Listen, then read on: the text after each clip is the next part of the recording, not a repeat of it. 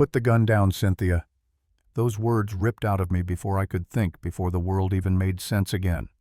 My wife was standing on our back patio, 8 months pregnant, frozen mid-reach, with her hands hovering over a pile of pastel-wrapped gifts. And across from her, our HOA president, Cynthia Delmont, was pointing a silver revolver straight at her belly. That was the moment I realized the most dangerous criminals aren't always hiding in dark alleys. Sometimes they live right next door wearing pearls and pretending to enforce community order. My name's Marcus Martinez, Chief of Police for Riverside County. 28 years on the force, decorated detective, hostage negotiator, SWAT commander, you name it. I thought I'd seen every kind of madness the human mind could produce. Turns out I'd been living next to it the whole time. See, that afternoon wasn't supposed to be chaos. It was supposed to be a simple baby shower for Sarah, my wife, the kindest, softest person you'll ever meet. She'd spent weeks stringing pink and blue balloons across our patio, baking cupcakes, printing out cheesy little guess the baby's name cards. We even checked the noise ordinance. Soft jazz. Decibel level under 55. Perfectly legal. But Cynthia didn't see perfectly legal. She saw a threat to her little kingdom. Oakwood Hills, HOA. Our neighborhood association was her empire, and she ruled it like a dictator in heels. The woman fined people for leaving trash bins out 10 minutes too long. She once wrote up a veteran for hanging an American flag that was too faded. Power wasn't a duty to her, it was oxygen. So when she stormed into our backyard that day waving a gun and screaming about violating the noise policy, I knew something inside her had snapped. The guests froze. 20 women in sundresses and flower crowns sat perfectly still like statues. I took one slow step forward, hands raised. "Ma'am," I said, using the same calm voice I'd used in a dozen hostage standoffs. "You're holding a loaded weapon at a baby shower. Let's talk about this." "Talk." She barked, her finger trembling on the trigger. "I've been talking for months. You people think rules don't apply because you wear a badge." Her face was red, her pupils wide. Something was off. Drugs maybe, or pure mania. Either way, logic was gone. "You think being a cop makes you special?" she hissed. "You think you're above community standards?" Sarah's hands instinctively moved to her stomach. "Please," she whispered. "We'll turn the music off." "No," I snapped. "Sarah, don't move. Don't apologize. You've done nothing wrong." That's when Cynthia flinched. The baby kicked inside Sarah, just a small movement, but it was enough to startle her. I saw her finger tighten. The sound that followed cracked through the air like thunder. Sarah screamed and fell, clutching her side. Instinct took over. I lunged, grabbing Cynthia's wrist, slamming her against the patio railing until the gun clattered onto the stone. Screams erupted. Phones flew up. My deputies burst through the gate just as I shouted for medics. Sarah's blood stained her dress, but the bullet had only grazed her hip. She was alive. The baby was alive. And Cynthia. She was standing there in handcuffs, mascara running, muttering to herself. They mocked the rules. They all mocked the rules.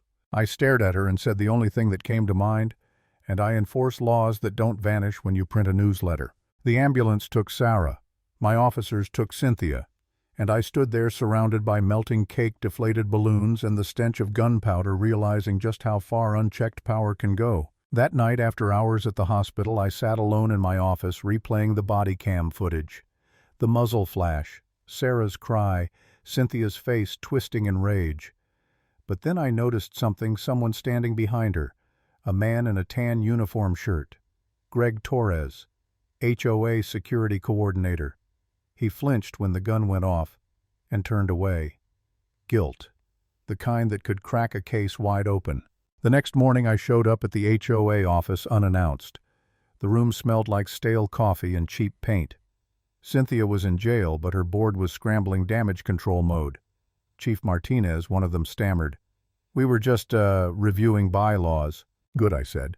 "Then you won't mind answering a few questions." Greg couldn't look me in the eye. Sweat trickled down his temple. "You were there," I said quietly. "You saw her pull that trigger." "Yes, sir." "Did you try to stop her?" He swallowed hard. She told me she just wanted to scare you. I thought she was bluffing." The room went dead silent. "You just confirmed intent," I said. "Do you understand what that means?" He nodded, trembling. Then his voice cracked. "She wasn't the only one, Chief. The board knew. We backed her up. The fines, the threats, even that damn drone she used to spy on people. We all knew. And that was it, the shift. The moment this stopped being a neighborhood squabble and became a full-blown criminal investigation. I contacted the County Housing Division that same night. Within hours, we uncovered more than I ever imagined. Oakwood Hills HOA's corporate license had expired 2 years ago. Every fine, every notice, every rule they'd enforced since then, completely illegal. Worse, they'd been funneling resident dues, hundreds of thousands of dollars, into personal accounts. Cynthia wasn't just power-hungry, she was running a racket. Still, even as the evidence piled up, I couldn't shake this hollow ache. Sitting in the hospital beside Sarah's bed, listening to the steady beep of her monitor, I started to wonder if it even mattered. If I was chasing justice or revenge. I'd spent my whole career believing the system could fix itself. But what happens when the corruption is dressed in HOA paperwork and friendly smiles? For a second, I almost convinced myself to let it go, to protect what little peace we had left. Then Sarah opened her eyes, squeezed my hand, and whispered, "Don't let her win." That was all I needed. The next night, Greg called. "They're shredding files," he said, panic in his voice. "Porter's there, Cynthia's treasurer. He's destroying everything." We drove straight to the HOA office. Rain hammered against the windows. When we burst through the door, the shredder was still humming.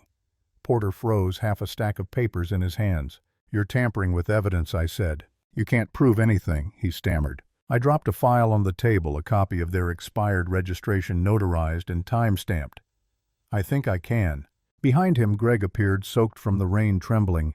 "She kept everything," he said quietly, "in a storage locker on Elm Street. Cash files, backups. She called them her insurance." The next morning we found it. Rows of boxes stacked to the ceiling. Folders labeled with residents' names. Fake citations, blackmail material. Even one labeled Martinez Residence. Inside were copies of our emails, event permits, photos of my house. Cynthia had been watching us for months. Alvarez, my deputy, let out a low whistle. "Chief, this is organized crime." He wasn't wrong, and it only got deeper. In one box, I found a letter from an insurance company denying the HOA's coverage because their corporate status had lapsed. That meant every dollar they'd collected, every threat they'd made, was legally void. They weren't just tyrants, they were frauds. We called in the DA's office, the housing division, the auditors. What started as a neighborhood feud had turned into a state-level investigation, and I made sure Cynthia's name sat at the top of every single page. Then came the audit hearing. Rows of reporters' cameras flashing, neighbors whispering. Across the aisle sat the remaining board members, sweating bullets. And in the center of it all, an empty chair labeled President Cynthia Delmont. Dana Locke from the Housing Division stood beside me, presenting our findings. "Oakwood Hills HOA has operated illegally for 2 years," she said. "They've issued fines, seized property, and conducted surveillance in violation of state and federal law." Then she nodded at me. "Chief Martinez, your testimony." I stepped forward. My voice was steady, but every word carried the weight of months of rage. The woman who pulled a gun on my wife did it in the name of order. But what we found proved her authority was never real to begin with. She didn't enforce rules, she weaponized them. Greg took the stand next. His hands shook, but his voice didn't. "Cynthia told me the chief needed to be taught respect," he said. "I didn't think she'd actually shoot." Gasps rippled through the room. The hearing officer slammed her gavel. "Effective immediately, Oakwood Hills HOA is suspended pending full state receivership. All assets frozen. All enforcement actions void." For the first time, I let myself breathe. But Cynthia wasn't done. From jail, she started sending letters. Perfect cursive, each one ending with the same line. "They'll never take what's mine." And she meant it.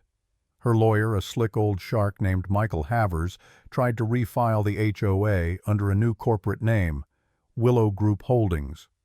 It was her attempt to resurrect her empire from behind bars. We traced the filings, stormed Havers' office, and caught him red-handed.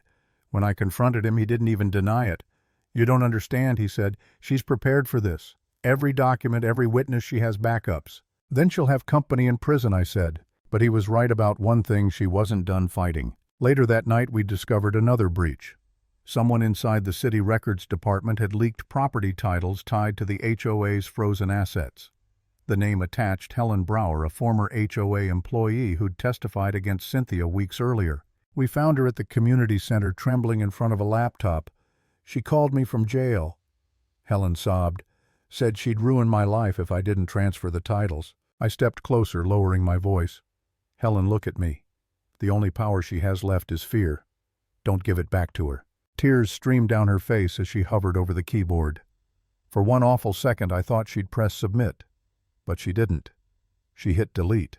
And then she told us where Cynthia's last set of backups were hidden: the HOA clubhouse. It was poetic, really. The place where every one of her rules began would also be the place they ended. That night rain poured so hard it blurred the streetlights. The clubhouse was surrounded by flashing blue lights and a sea of umbrellas. Neighbors crowded behind police tape, whispering, recording, waiting. Inside, agents pried open a locked cabinet and pulled out a small box lined with foam. Inside, one final USB drive. We'd just confirmed the evidence when the front doors swung open. The noise from outside surged in, and there she was. Cynthia Delmont, drenched, handcuffed, and smiling like a queen, dragged off her throne. "You really brought an audience for my downfall," she sneered. "You brought them yourself," I said. The crowd pushed forward, reporters shouting questions. Cynthia straightened her shoulders, even with cuffs biting her wrists. "You think this changes anything? You've embarrassed this community, destroyed its values. I kept this place safe." I stepped closer, meeting her eyes. "You pointed a gun at a pregnant woman. You don't get to call that safe." She snapped, voice rising. Someone had to enforce order. "You people don't understand. I built this neighborhood." "No," I said quietly. "You built a prison and called it home." Dana plugged in the USB. The projector flared to life, covering the wall with spreadsheet after spreadsheet: transactions, offshore accounts, bribes. The crowd gasped.